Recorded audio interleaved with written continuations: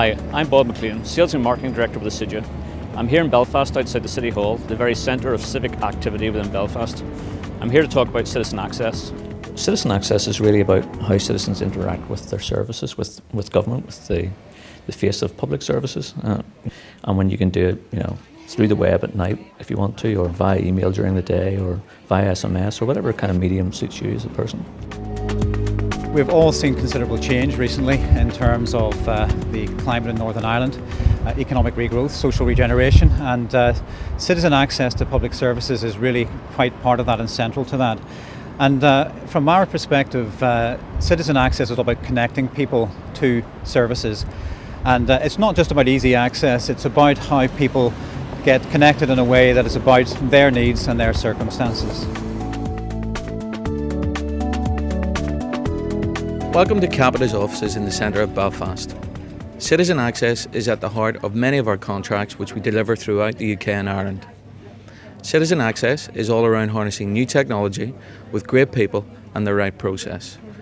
But more importantly, it's around delivering choice and effective services for the citizens in Northern Ireland. How can we make citizen access a reality? How can we place Northern Ireland at the leading edge in the delivery of public access services in the 21st century?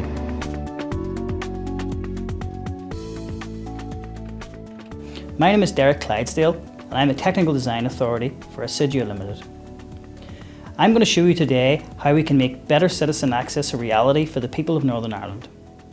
Now, better citizen access, that means providing access at a time and place that suits the needs of the citizen, and it means providing a more personalised service that meets their specific requests.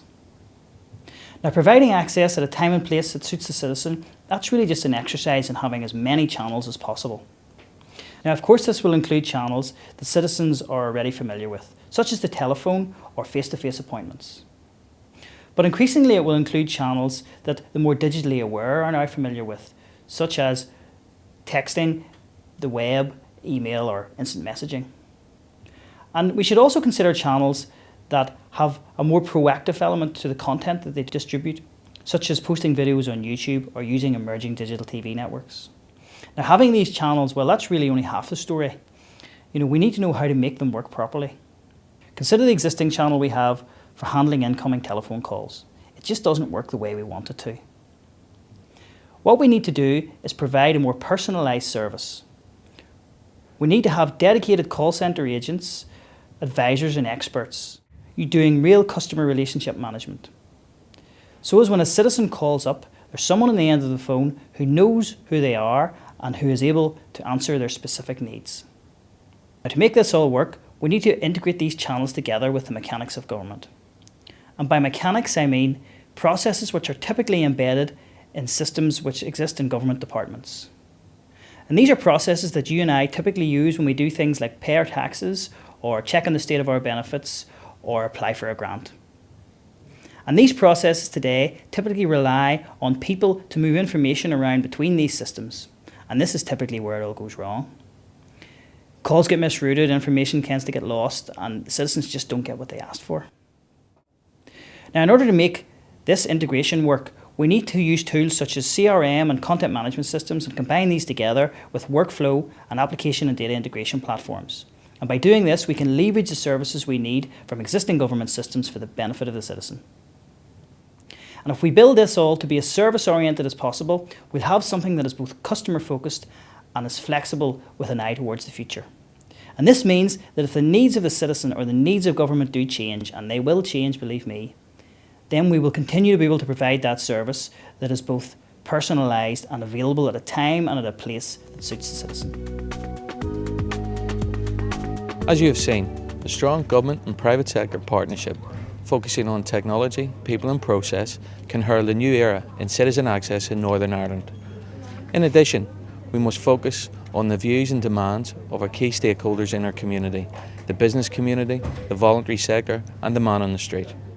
How do you communicate with government services? I communicate currently by telephone, email and by internet. And is it often? Reasonably often, yes, reasonably often. And how do you find those services? Are you happy with them? The services are pretty good, but I think I could do something to improve them. I just think everything should be able to be done online if you can, because, you know, standing in queues is just irritating. So yeah, if they send text messages, just to remind you about bills maybe due for payment and things like that, because you've always got your mobile phone, so you wouldn't forget. It's about the people of Northern Ireland. It's about building the right technology and capability to allow citizens to interact in new and exciting and innovative ways. It's about being responsive.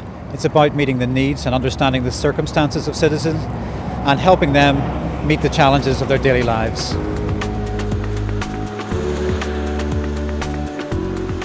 Citizen Access is a chance for Northern Ireland to show the rest of Europe what we're capable of in increasing customer satisfaction, in providing effective and efficient services from government. If we set the high water mark right now, it'll be a benchmark for the rest of the world to follow.